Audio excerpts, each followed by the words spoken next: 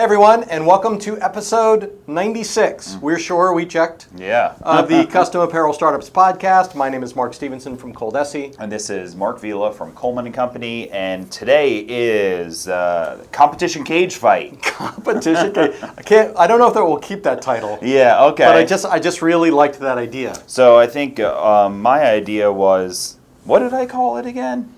It was, here we go. Beat the competition. Beat the competition, evaluating your competitor, and that's really what this episode is about. And we should be doing a few episodes on this this competition cage fight or beating the competition. Yeah, so we have commitment issues. We'd like to do 3 episodes about this, but we may get to 2, it may go to 4, we don't know. Yeah, I've written 4 ideas down that I liked, and you liked at least one of them. At least one, that's why we're doing this. So let's go ahead and talk about this and what it is. Maybe give us an intro. Yeah, so I just want to say that we hear about competition a lot, from our customers inside the Facebook group and everything. We hear 2 different stories. Yep. Which is kind of why we want to do this.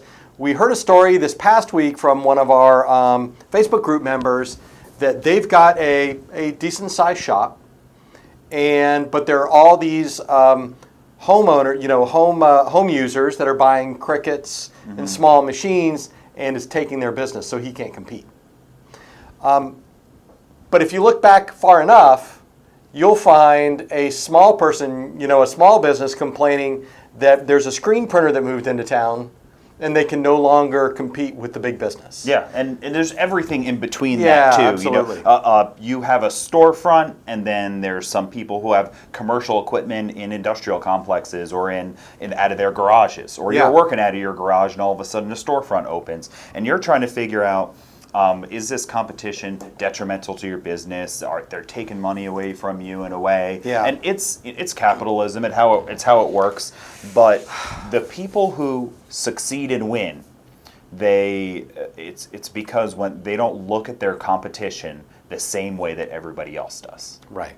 And we talked about it plenty of times where like a Walgreens opens, and then a CVS opens right down the road. Yeah, or a McDonald's. Burger King and McDonald's. Yeah, and it's counterintuitive to what a lot of people would think, because they would say, oh, well, yeah, there's another embroidery shop in town. Now that I'm doing embroidery, I'm going to lose all my business. I'm going to lose half my business just because there's but there's a lot of different things about competition and how competition actually increases business together, which is why you often see like a lot of car dealers in the same area of town. So the fact that there is another business out there doing something like what you do is an opportunity to grow too. So let's just talk about the first step in this, which is the first thing before you start worrying about your competition is evaluating your competition. Right. And so what we're talking about is, first of all, is this business an actual competitor?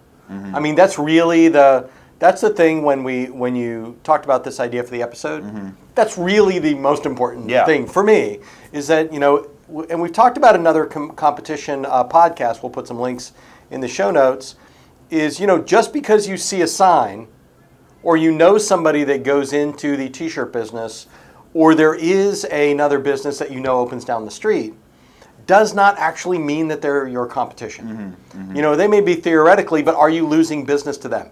Is there a case of one time where somebody was going to buy something from you but bought something from somebody else? Yeah, and really that's that one time where it did happen, or you may have heard of it, but is it actual trend of something that's actually going to long-term affect your business? It's something to really think about with that. And plenty of times, if business owners, and I know we go to different events and we meet different people, and all the time you're talking with somebody and they say, oh, well, don't you have to worry about such and such company? And I don't even compete with them. And, I've heard that so many times in my life. I don't even compete. Well, why? How? You're in the same business. Yeah. And it's, your case might be, I only sell embroidery to schools and sports clubs. And that's all I do. And that other embroidery shop, they don't have any connections in that industry. They don't do that. They don't know the industry. They only sell to corporate stuff. I stay out of the corporate world. I don't like to do that. That's a great example. So I don't even compete with them. Yeah. And this person is somebody who knows it. So let's let's talk about some of these things. So in this episode, we're going to cover, are they actually taking business from you? How to determine that. Actually Actually doing it. Yeah. And in a trend. Right. There's always going to be the one thing, but is there a trend that Yeah. they actually are going to take business from you? Are you competing in the same market for the same customers? Are they targeting your business specifically and your customers? That one's important. And then just the step-by-step guide to answering those things. So let's get into the steps. I like that. So step one is identification, and as you so aptly wrote in our notes, okay. this step is crucial. Yeah. I'm holding up my finger for emphasis for those of you not watching the video. You may have an idea who your competition is, but it's important to dig deep and find out all of your potential competitors. So there's two situations. What I always recommend is that you know who is competing for your customers in your market. Like everyone. Even if you don't have any problem with competition right now that you're aware of, what you should do is you should go through these steps too, and you should find out who else is competing. I'll give you a couple of examples. Sure.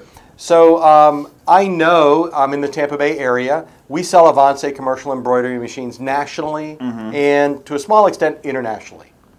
But I also know who my local competitors are. I know that there is a sewing center in Tampa and in St. Petersburg and in Largo that sell the Brother Prosumer embroidery machines. They sell $15,000 Viking machines. There's Joann's Fabrics. So I know all those people.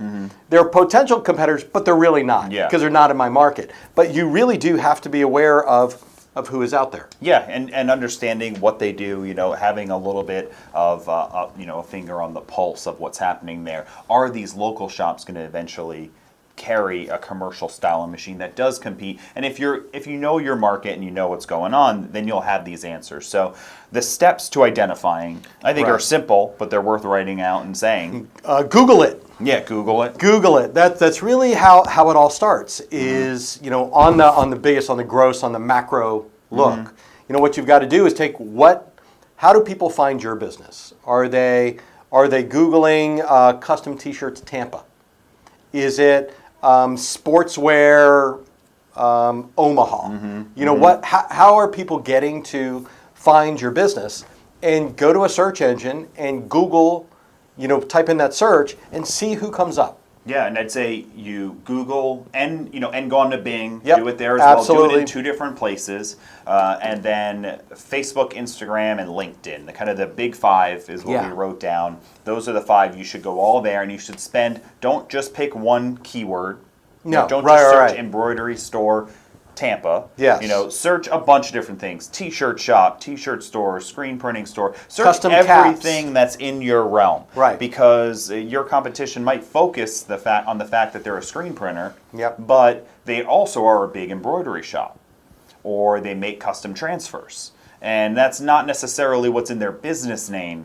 But they get a lot of business. You don't know this stuff yet unless you start searching. So spend, I'd say, in my opinion, like 10 minutes a piece trying to search. Yeah, 5 to absolutely. 10 minutes just searching, writing down names, copying, pasting the URLs of their websites into a document on your computer. Yep. Just creating the list. So in a good hour, 5 places, 10 minutes a piece with a 2-minute break in between each one, and that's an hour 2.5 worth of time. Yeah.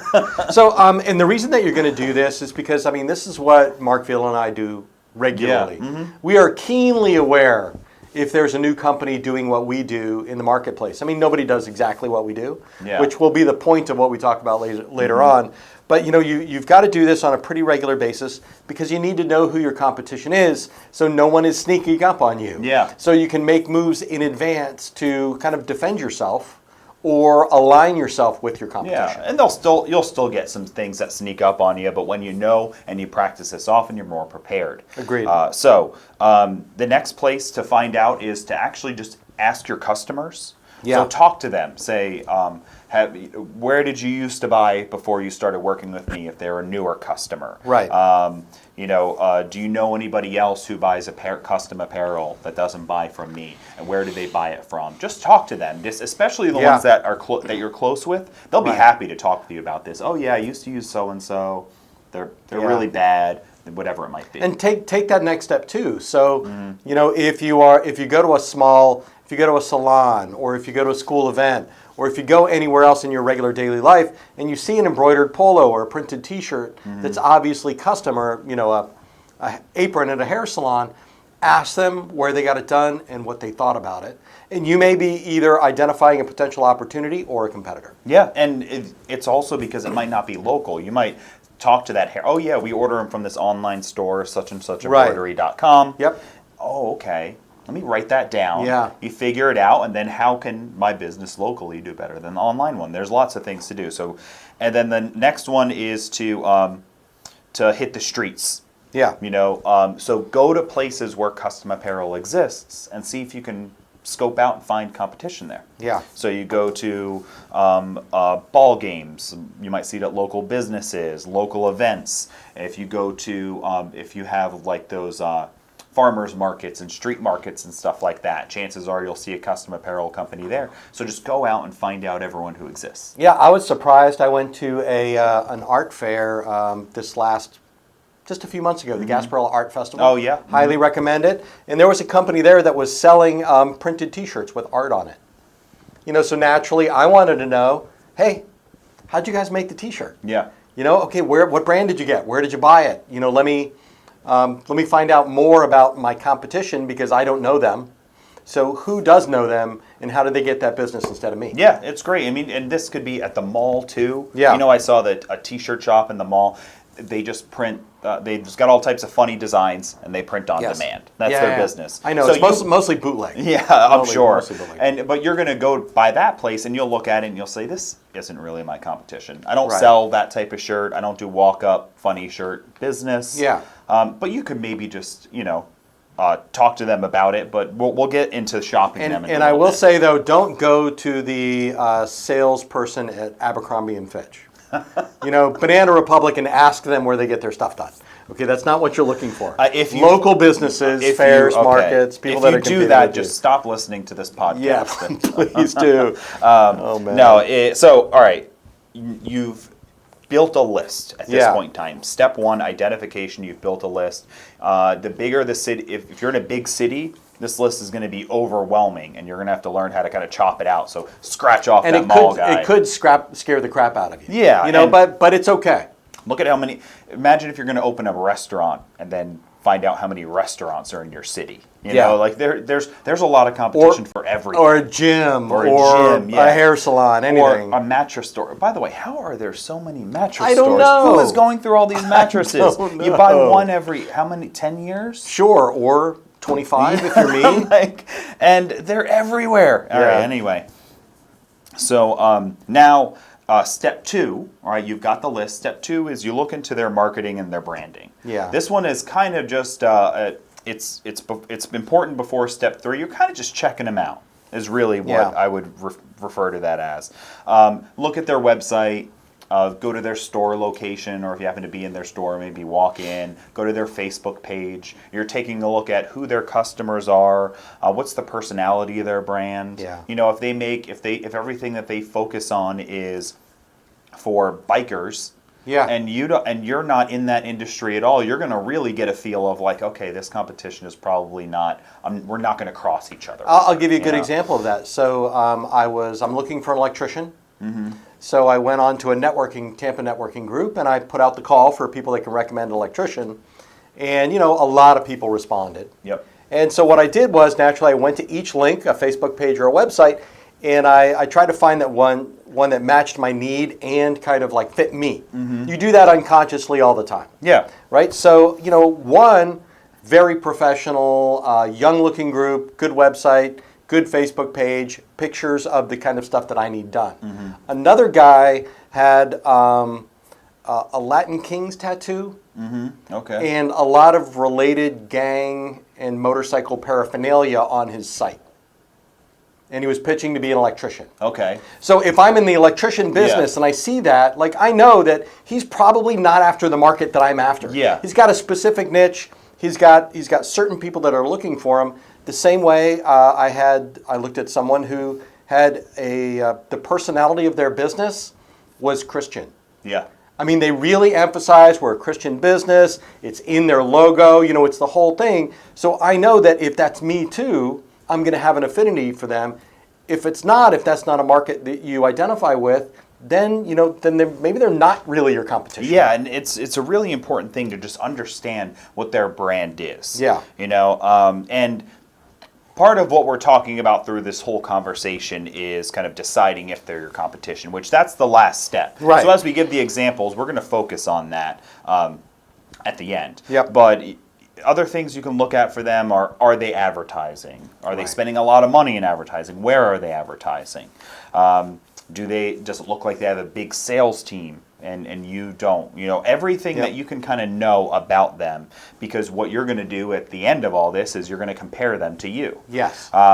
And then what type of customer do they attract? Right, which is corporate, just an example Yeah, that I exactly. gave, yeah. Example that, like, are they attracting, an urban crowd? Are they attracting Sabla Espanol, and Right. all their ads are in Spanish? Well, okay, they're going after the Hispanic market. Yep. So everything is about cheer and bling. They're going after We know who their cheerleaders customer and is. spirit wear. You do corporate wear. You're going to start to realize the competition that they do what you do, but not what you do. Yeah, I do want to break out the are they spending a lot in ads? Because I think that's a really interesting conversation to have. What you should do on the first part, as you're looking up those keywords and looking for your competition in the search engines, you should notice if they show up at the top of the page and there's a little Google ad button next to them, then you know they're in a position to afford to spend that money, and they're actually advertising for those same keywords that you might be. Or that they are actually going after your customers. Yeah. Right. So if you get the penny saver style flyer for your neighborhood, you look through it and see if they advertise there. If you go to their Facebook page, if you look on the left hand side, there's an actual info and ads link now that will show you any ads that they're running. So those are ways that you can actually kind of see, okay, are they just kind of organically growing and getting the word out, or are they spending money to get customers? Yeah, and this is where you're going to start to realize where the competition is or not. Yeah. If you focus on, there's a shop down the street here. They do spirit wear for like a couple high schools and middle schools in areas. Yep. Basically what they mostly do. So if you were looking to do that similar business down the road and you search and you see their ads and you're They're seeing everywhere. a sign somewhere for them and you're like, gosh, they do exactly what I do, Yeah. then you're going to start to get a realization of who the real competition is. And the whole exercise is each step of the way you're starting this list of 50 shops in your town, and you're kind of crossing some off or ranking Yep. them on how really strong of competition they are. I like that. So then the next step is to shop that competition. Now, really, you want to make sure that you do the steps before that first. Yeah. I mean, absolutely, because first you've got to know if they're really competition, right? So you've got to make sure that you're not wasting your time and wasting their time by taking up their time finding out what they do. Yeah, especially like for example, the place in the mall, Yeah. that I mentioned. If they sell funny T-shirts to people walking through, impulse buying a $25 T-shirt, and you do custom T-shirts for events, I mean, I guess you could call them and ask if they do that, and they're Yeah. going to say yes. But that's not. There was no sign up for that. They don't Yeah. advertise for that. All they're trying to do is get people to walk over, look at a shirt, and Yeah. buy it immediately. Now, maybe there's some kind of a category for, they might. It's like when I brought up the sewing center close by that sells prosumer machines. Yeah. Sure, one day someone is going to decide to buy a home embroidery machine instead of an Avance. That's going to happen.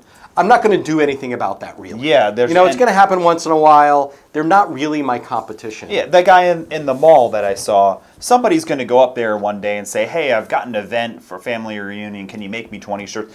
It's going to get that business. But you could clearly see that the gentleman running that booth was not trying to do that at all. Yeah. If it happens, it's by accident. And yeah, you're going to find that happens. Don't be tricked thinking, I'm losing all this business, this is my competition. Man. Because accidentally they might run into your same customer. And that goes way back up to the top.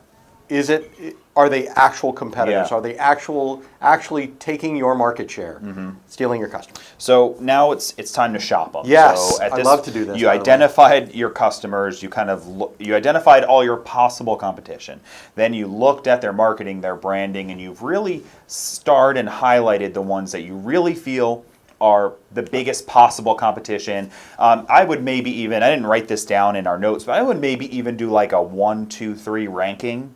Okay, You know, I like like that. 1 is highest possible competition. Yes. 2 is they might or might not be. I'm gonna have to shop them. And 3 is doubtful. Yeah. And depending how big the list is, maybe you don't bother to shop any of the 3s or only the 1s. Yeah. So that's going to depend on the size of your town. I like you it. know? So how do you shop them? Yeah. Tell us about that. So what I do when I'm shopping my competition in a variety of different businesses is the first thing I'll do is I will fill out a form on the website. Well, I take it back. First thing you do is you put on a fake mustache. I and put on a hat. fake mustache. I put on my Mark Vila Yeah, mask. okay. No, really what I do is I'll go to their website and I'll see how much of the same thing that they do that we do. Yeah. So if I go to, go someplace and whatever it is, if it's woodworking or boats or, embroidery machines or DTG printers, go to the website. Do they have prices? Yes or no? Does it look like they're talking to my same customers? Yes or no? Do they have a chat on it? Is their phone number really easy to find? And so that's the first thing is I kind of scope out their online presence and see if there's some shopping information I can get from that. Yeah, and what you're describing there are the key things that you focus on when you're creating, say, the Avance website. Yes. You're kind of comparing that directly. Giving it away. Yeah, right. For competition. But that's what you're going to do when you're looking at the competition. So your first step is you're reading their flyer that you found. You are reading their website. You're reading their Facebook page. You're trying to get the message. The initial shopping experience for a customer that everyone does is they go. You look in the window before you walk in the store. You check out what kind of a restaurant it is. Seafood.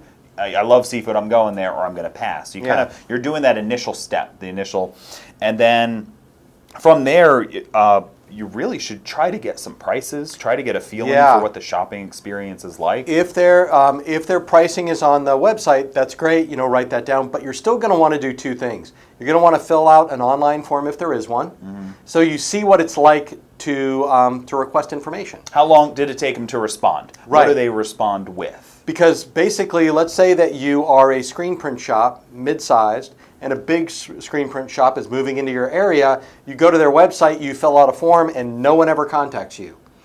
Are they really the competition? And then you're going to pick up the phone and go for that same experience. Yeah, and see what it's like. If you call up, they answer in one ring, really friendly. What's your email address? All this stuff. They're gathering the right information. Then you can start. Oh, okay, this company is good. Yeah. And you also kind of compare the other way. They didn't answer. It went to a voicemail. Actually, it went to a place that says the voicemail is not set up. Oh yeah, that's awful. All of these things are things, awful. but you want the whole experience because you want to rank how good they are. Yeah. And then anything else you can gather. So I wrote down, do they charge for art? Do they charge a setup fee? Do they require a deposit? What's their delivery time like? What kind of shirts do they use? What brand of shirts do they use? What's the quality of the garment? What technology do they use? DTG, embroidery. Look, do they have online reviews? What are the reviews like? You want to find all this information out because, for one, eventually you're going to have to sell against them if they are your competition. Yeah. And you can say, oh yeah, if somebody says so-and-so is going to do it for $2 cheaper, yeah, I understand. I know that they do generally use a cheaper shirt than I do, and their delivery time's 14 days. Yeah. Mine is 7. Yeah. So I don't know if that doesn't matter to you to save the $40 you're going to save.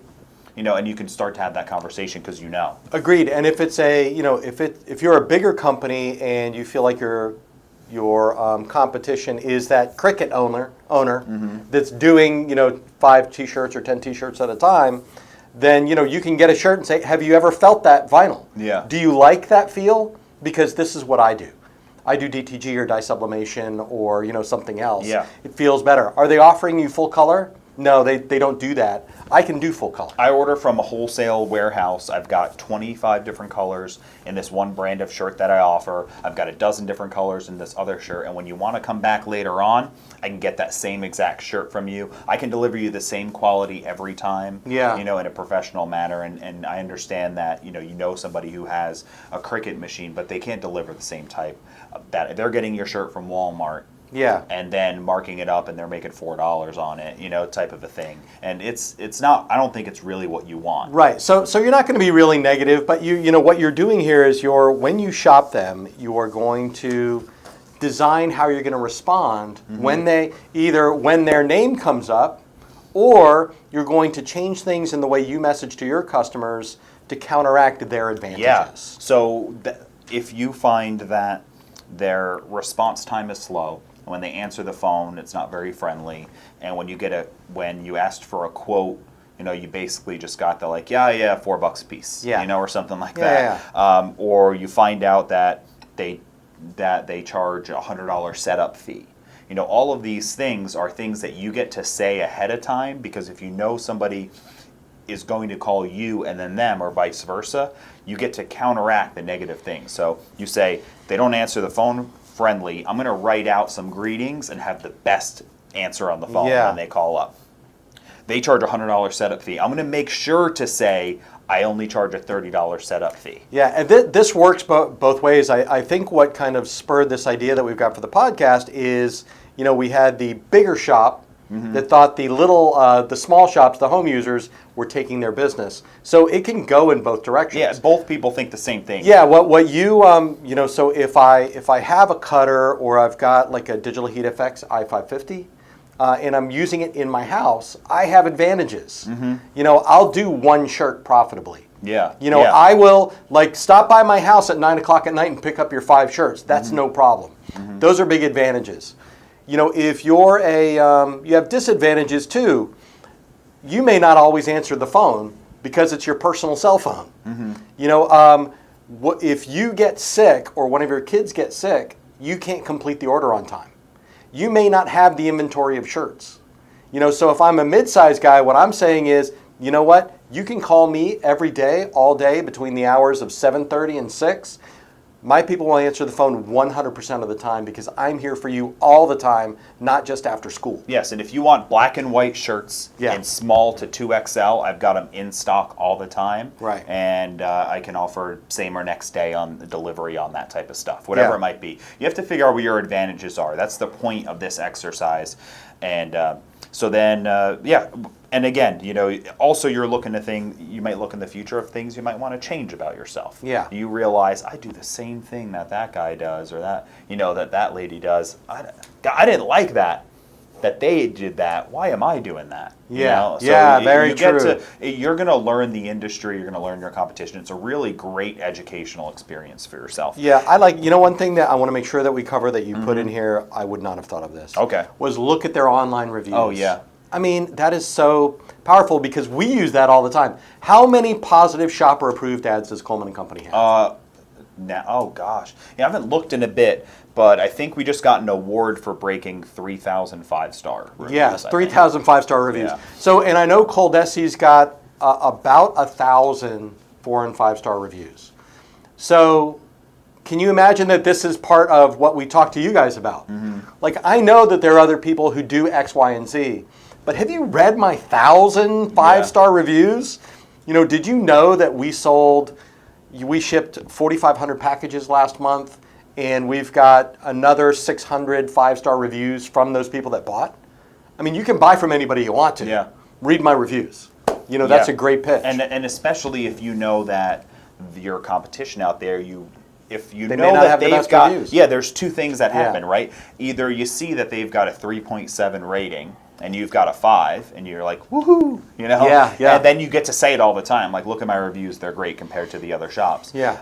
Or you realize that you've got no reviews online because you've never solicited any from your customers, and Right. they didn't do them on their own, and your competition's got 38 reviews, 4.8 stars. Ouch! I need to get reviews. Yeah, you so need to then get on the stick. you need to get on because you don't want them to say that about you. Right. Are you going to go to that shop with no reviews? Yeah. I got 50.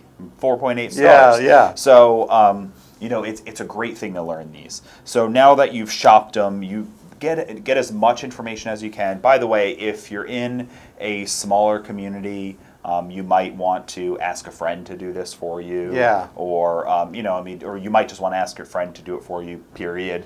I mean, there are some things, I'll go through some things that will maintain your anonymity when you're shopping. Is you can set up a new email address temporarily, with another service. It's free, and it will give you an objective view. You can use somebody else's phone, or you can get an app on your phone, so you can have a conversation with somebody without revealing your phone number. Yeah, it's basically the same stuff you do if you start selling drugs. Yeah, you go to Walmart, you get a track phone. You look for a pager. No, but yeah, those are all things to maintain anonymity. And I'll tell you what, I know that some people feel like when you're shopping that it's like unethical in a way. You feel like you're spying, things like that. But this is what all the big brands do. Yeah. They all do it, and then brands that are big enough do this internally to themselves. So when you're talking about like a large organization like Best Buy or Hilton or Bank of America, they have folks in their organization that shop their organization and their competition all day. I've got a good one. Sure. Okay. I can't remember who it was, but I was listening to a podcast called How I Built This. Okay. Where they interview big entrepreneurs, and one of the first employees of Target talked about the time where he was just opening up a brand new Target store, which was a big deal if you're Walmart, because there was no competition. Yeah. Target's a little higher end. They were trying to charge more money. That Sam Walton walked in the door. That's the owner and founder of Walmart. Walked into Target, introduced himself, and asked if he could be shown around. And of course they did it. Yeah. Right? Okay. But Sam Walton was shopping his competition personally. Yeah. If it's good enough for him, I think you guys can do it. Yeah, for sure. So you do it and you be fair about it, and I mean you are probably gonna have to fib a little bit on the phone when you do this. No, you're gonna have to fib a little bit. Don't do that. Say your prayers if you need to. Ask for forgiveness. Don't do that. But yeah, I mean you find your own way of shopping. But the best tool you're going to have is to know as much as possible about your competition. And you could try whatever method is your preferred way, or ask somebody to do it. I'm on tons of my competitors' email lists. And I use my business email address and my name. Yeah. Oh, they just don't bother to look. Yeah. For sure. They just don't bother. So I like all that. I think it's really important to do the things that we just talked about. Now, if you're up against competition, right now, if you just lost a job or somebody moved in the neighborhood, actually a good podcast to listen to would be the one we did with Mark Biletnikoff. Oh, yeah. Right? He's got a retail store in Erie, and over the past few years, at least 5 or 6 other t-shirt businesses have opened up very close to him. And it hasn't impacted his business negatively. Yeah, so. Much different. And because it's different. It's a different business. And speaking about shopping, we know you're out there. Our competition listens They're to this listening podcast. To this. They go to our Facebook. They copy exactly what we do. We've seen your stuff. They're not listening to it this far in. They're not this far in. That's dedication. We mentioned embroidery machine manufacturers for a reason. Yeah, if you are, you're dedicated. I appreciate you.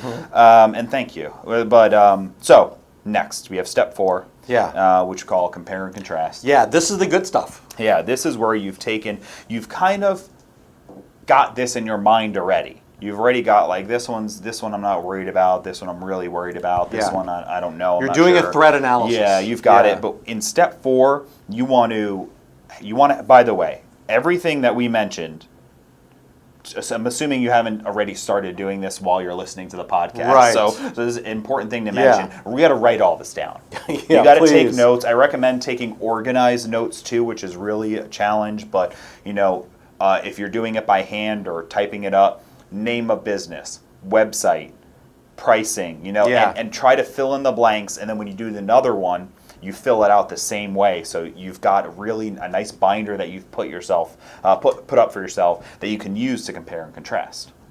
Would you use a binder? I don't know. I mean, I wouldn't. but there's plenty of people who still use binders. Have you seen how many binders they sell at like Office Depot? I do. Have you seen how many binders we are throwing away right now because they're binders? Linda, we're not throwing them No, away. we're going gonna, to the garage sale. Yes, definitely. You're going definitely. to get us in trouble. That's true. Okay, so you're gonna organize this and write this stuff down. Yep. There are tons of software applications out there that will help you track business intelligence and online competition and things like that. Please don't use any of them unless you are a really big company. And then if you do intend to use them, just reach out to me and I'll tell you which ones that I might recommend. Sounds good. Okay, because for now, though, Spreadsheet. we've made a spreadsheet for you. yeah, that's the stuff right there. You can go to customapparelstartups.com, go to this episode, Yes. or the YouTube channel, link out to it too somehow. Yeah. And the spreadsheet is a nice and simple kind of a chart that we've made where you can fill in your competition's name Yep. and add in your own fields. It's not a locked I'm spreadsheet. I'm holding it up to the camera with doodles. Yeah. So I'll cover the doodles.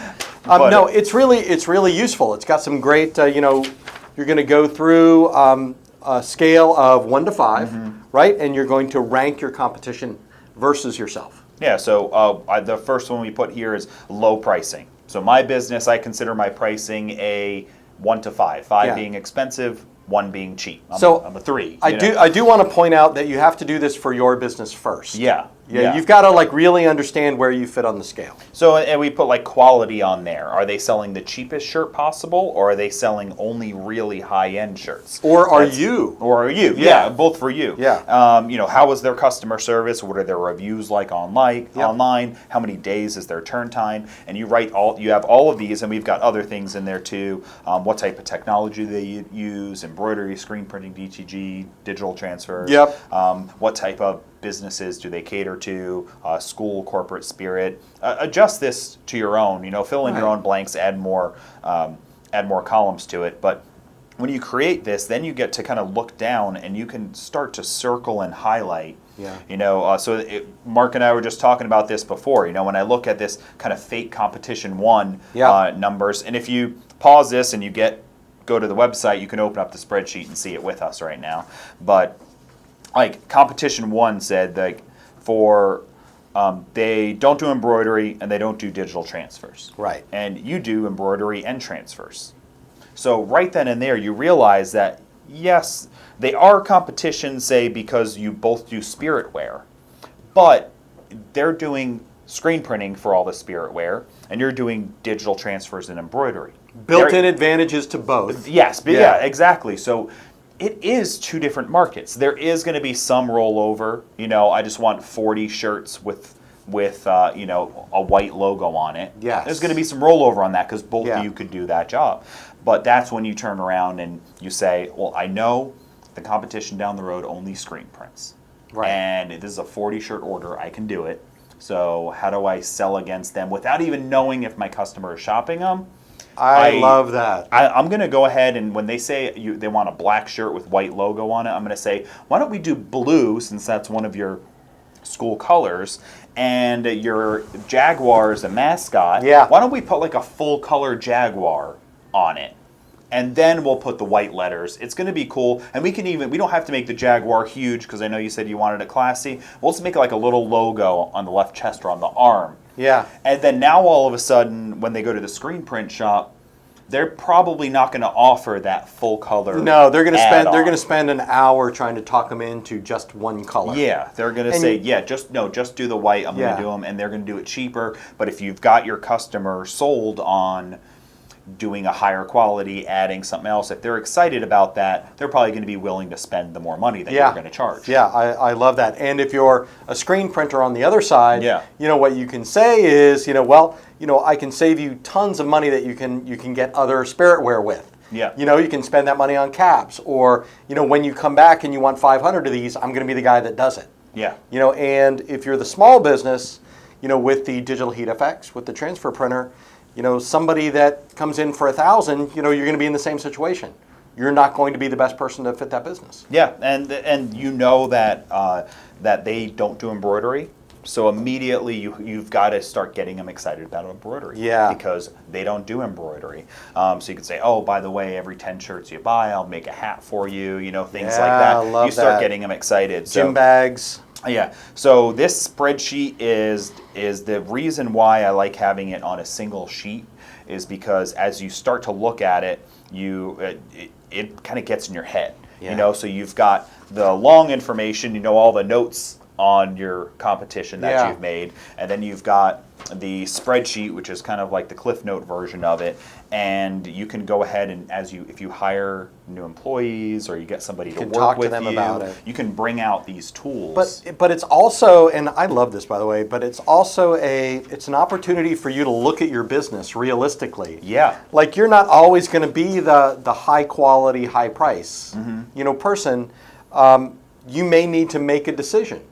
If you go down this list and there's two other people that have high pricing, high quality, great customer service, great reviews, short turn time, and they both have embroidery and transfers, then you're going to need to make a change in your business to stand out.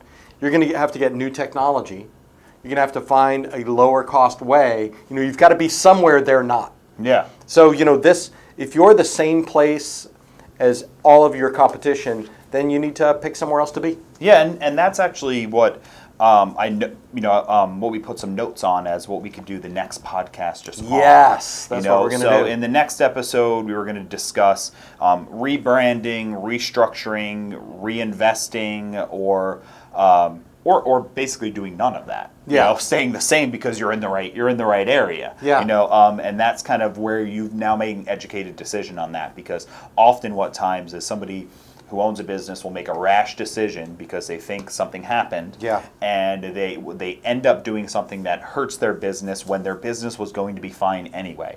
If they would have understood and made these notes and done this little spreadsheet, they would have realized, I don't have to be scared of this business that's opening up because it's not for me. Yeah. And it's going to be great because when you put this together, if you realize that on the sale, just a little ones like we were talking about, on the pricing one, how many of them, everyone's low price. Yeah. And you get to be the only one that's high quality, high price. Yeah. That's fantastic. And we're always in these battles of like, why am I not the cheapest? Why am I not the fastest? Why am I not the best? There's going to be a category where you have an opportunity to excel. And I'll tell a quick story before we sign off about prices. We were having a conversation just before the podcast about dollar taco night. Oh, yeah. Right? And the first thing that came to my mind is, I think I'd rather have a $5 taco. Yeah. It seems like for $5 I'm going to get a better taco and not food poisoning. So maybe it's the same way for your customers. You may find that you can move up in price and quality and they're excited to pay more because what they really wanted was a $25 custom shirt to give to somebody or to order for their business. They don't want to wear a $10 shirt. Yeah, they don't want a cheap shirt. Yeah, they don't want a cheap shirt. Regardless of what that $10 buys them, just the idea that you're spending less money can cheapen the experience. Yeah. So it may be after you go through this that you realize, thank goodness I can charge an extra $5 for every shirt. Yeah. Because nobody else in my niche is doing that. Well, and at the end, then so the counter that I had to the dollar tacos, Yes. as I said, I was like, well, actually, that's their special to bring people in on a slow night, and it's $8 for their premium guacamole, and the margaritas are really good but expensive. They're not cheap margaritas. Yeah. They're not the cheapest margarita in town, but they're probably the best. So you come in for dollar taco night, you walk out with a $40 tab. So maybe that's your strategy. And the other thing is maybe that's what your competition is doing, which is part of why you shop them. Yeah. Because we had a customer who had a sign up on his shop and it said $4 t-shirts. Yeah. And I said, how do you make any money doing a $4 shirt? I know how much it costs to make a shirt. And he says, nobody leaves my shop just buying the shirts. Right. And he said, and it's kind of like what the taco guy would say. Yeah. Nobody leaves here, yes. Just a taco. Some come in and get 6 tacos and their tab is $6. Yeah. And they tip $1 and leave. But most of the people are buying more. That's a great point. I go to this restaurant and I've looked around because I've thought this concept, how do you make any money selling dollar tacos? And I look around and people got steaks on their people. Everyone's got margaritas. They have the band playing. People are dropping tips in there. So it's like they're making money in a bunch of different ways. Is your competition doing that too? That is a great point. If you see a competition that says $4 shirts, well, they're doing that, but everything they're doing is an upsell, or the $4 shirt's almost impossible to buy. Yep. You know. Yeah, you can't get there. Yeah, you can't actually get it. So yeah. I mean, honestly, I was on the fence, but now I'm excited for the rest of the episodes. Good. I can't wait. So let's see. Here's what. Here's the last notes that we have here. In the next episode, we're going to discuss if you need to work on rebranding, restructuring, or reinvesting. Yeah. Now that you know about your competition. So here's a few things. You know, is the competition real, and or is it actually just a problem with you not drumming up enough business? Yeah. You know, because if you're realizing that nobody competes 70% of the time, and you're slow, but nobody competes in my market, well then go listen to some other episodes. Right. So are you competing, are you actually competing really close in a tough market? And if you are, then it's time for you to make some changes. If everybody does exactly what you do at exactly the same price and offers the same level of service, then you don't stand out, and you're constantly going to be fighting. So change something. Yeah. And then if you were going to make changes, what should they be? So that's what the next episode is going to be about when we cover this stuff. I can't wait that. And if we don't actually do that, then that won't be the next episode. It's true. We probably will, though. There's a 62% chance. Okay. But just in case we do that, I would really love you to go to the customapparelstartups.com or to go to the podcast app of your choice and download this spreadsheet. Yeah. So you can track your competitors, make these phone calls, do some of this work, so you have a base for taking the next step. Yeah, and it's going to be something that is going to teach you a lot about your business, and even if you take all that information, you're just going to realize some really cool things you like that your competition does, which we've seen, and you're going to realize some things that they really suck at, and you feel proud. Like, I didn't need to shop them to do this good already, and none of them do it good. So you're going to get it. Part of it's going to be an ego boost.